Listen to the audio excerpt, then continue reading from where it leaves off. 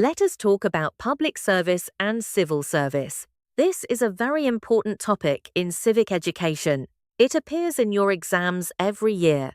By the end of this lesson, you will understand what public service and civil service mean, the differences between them, the functions of the civil service, the characteristics of the civil service, the problems facing the civil service, and how to answer exam questions. Pay attention, take notes. Let us go. First, what is public service? Public service is the broad term that covers all government employees who work for the public good. This includes civil servants, but it also includes employees of state-owned enterprises, public corporations, teachers in public schools, doctors in public hospitals, police officers, military personnel, and many others. Anyone who is paid by the government to provide services to the public is a public servant. Public servants are expected to be neutral, professional, and dedicated to serving the people, not themselves. What is civil service? Civil service is a subset of public service. The civil service refers specifically to the permanent, professional branches of government administration. Civil servants are the people who implement government policies. They work in ministries, departments, and agencies. They do not include the military, the police, teachers, or doctors, although those are also public servants. The civil service is sometimes called the bureaucracy. In Nigeria, the civil service is organized into ministries headed by permanent secretaries. The civil servants are career professionals. They are not elected. They stay in their jobs even when the government changes. This provides continuity. Now let me explain the differences between public service and civil service. The public service is broader. It includes all government employees. The civil service is narrower. It includes only the administrative staff of government ministries. Public service includes the military, police, teachers, doctors, and others. Civil service does not include these. Public servants can be found in many different organizations. Civil servants work only in ministries, departments, and agencies. The public service is more diverse in terms of roles and functions. The civil service is more focused on policy implementation and administration. Now let me explain the functions of the civil service. The civil service has several important functions. The first function is policy implementation. The government makes policies. The civil service carries them out. For example, if the government decides to build more schools, the civil service will find the land, hire the contractors, and manage the construction. The second function is advising the government. Civil servants are experts in their fields. They provide advice to ministers and other political leaders. They help the government understand the likely consequences of different policies. They warn the government about potential problems. The third function is record keeping. The civil service keeps records of government decisions, finances, and activities. These records are important for accountability. They allow citizens and historians to see what the government did and why. The fourth function is continuity. Political leaders come and go. Elections happen, governments change, but the civil service remains. Civil servants provide stability and continuity. They ensure that government operations continue smoothly even when the political leadership changes. The fifth function is budget preparation and execution. The civil service helps prepare the national budget. They estimate how much money will be needed for each ministry and program. Once the budget is approved, the civil service spends the money according to the law. The sixth function is regulation. The civil service enforces government regulations. For example, civil servants inspect factories to ensure they are following safety rules. They collect taxes, they issue licenses, they enforce building codes. The seventh function is service delivery. Civil servants provide services directly to citizens. They issue passports and driver's licenses. They process benefits. They answer questions. They help citizens navigate government programs. Now, let me explain the characteristics of the civil service. The civil service has several key features. The first characteristic is permanence. Civil servants have job security. They cannot be fired simply because a new government comes to power. This allows them to focus on their work without fear of political retaliation. The second characteristic is political neutrality. Civil servants are supposed to be neutral. They serve whichever party is in power. They do not campaign for political parties. They do not use their positions for political advantage.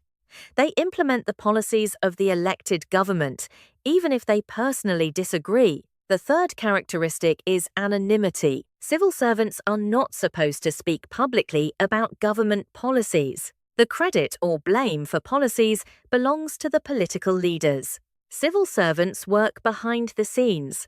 They give advice to ministers, but the ministers take responsibility. The fourth characteristic is merit-based recruitment. Civil servants should be hired based on their qualifications, not on who they know. There should be competitive exams and interviews. Promotions should be based on performance, not on connections. The fifth characteristic is professionalism. Civil servants are expected to be experts in their fields. They should have the knowledge and skills to do their jobs well. They should follow a code of ethics. They should be honest, hardworking, and dedicated to public service. The sixth characteristic is hierarchy.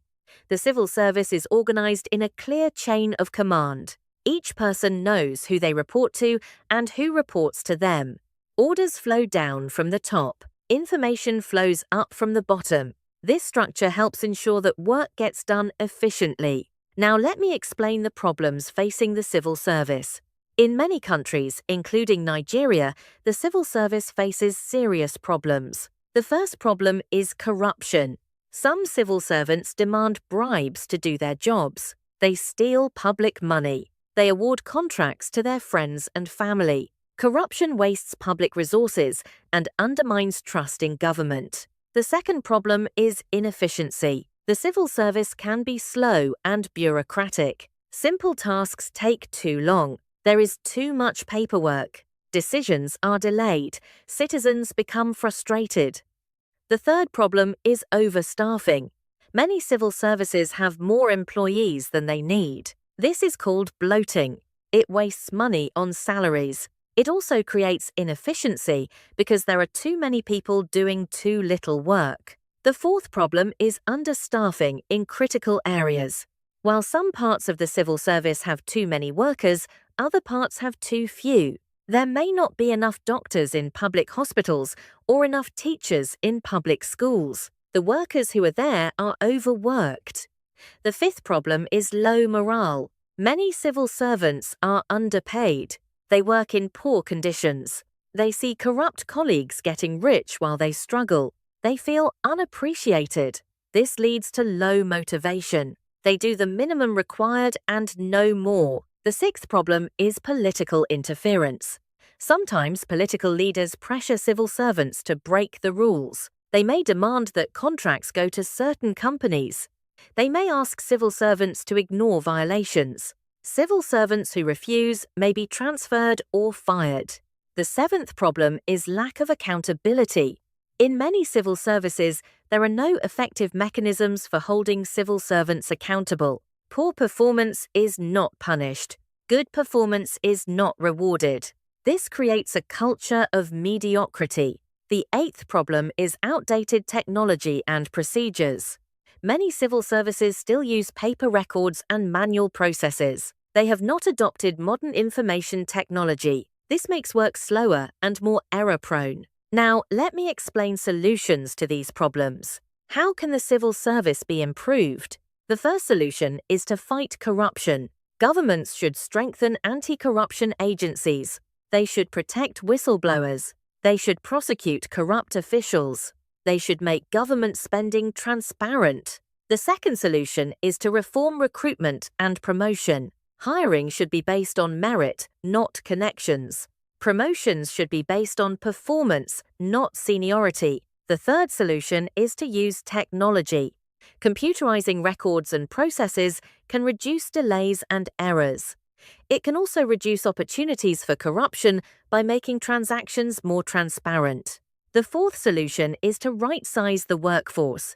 Overstaffed ministries should be trimmed. Understaffed areas should be filled. This requires careful analysis of staffing needs. The fifth solution is to improve pay and working conditions. When civil servants are paid fairly, they are less likely to seek bribes. When working conditions are good, morale improves. The sixth solution is to strengthen accountability. Performance targets should be set. Regular evaluations should be conducted. Poor performers should be disciplined. Good performers should be rewarded. The seventh solution is to train civil servants. They need ongoing training to keep their skills up to date.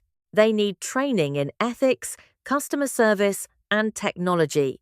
The eighth solution is to protect civil servants from political interference. There should be clear rules about what political leaders can and cannot ask civil servants to do. Civil servants who refuse illegal orders should be protected from retaliation.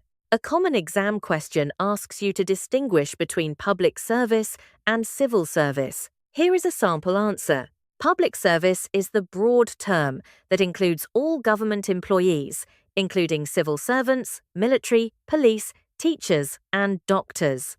Civil service is a subset of public service that includes only the permanent administrative staff of government ministries. The civil service is focused on policy implementation and administration, while the broader public service includes many different functions. Another exam question asks you to explain the functions of the civil service. Here is your answer. The functions of the civil service include implementing government policies, advising the government, keeping records, providing continuity when governments change, preparing and executing the budget, enforcing regulations, and delivering services directly to citizens. These functions are essential for the smooth operation of government. Another exam question asks you to discuss the characteristics of the civil service. Here is your answer. The characteristics of the civil service include permanence, political neutrality, anonymity, merit-based recruitment, professionalism, and hierarchy.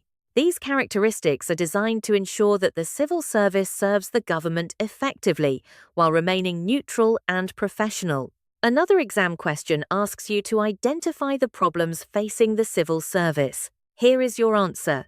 The problems facing the civil service include corruption, inefficiency, overstaffing in some areas and understaffing in others, low morale, political interference, lack of accountability, and outdated technology. These problems reduce the effectiveness of the civil service and waste public resources. Let us quickly go over what we have learned. Public service includes all government employees. Civil service is a subset that includes only the administrative staff of government ministries. The functions of the civil service include policy implementation, advising the government, record-keeping, continuity, budget preparation, regulation, and service delivery.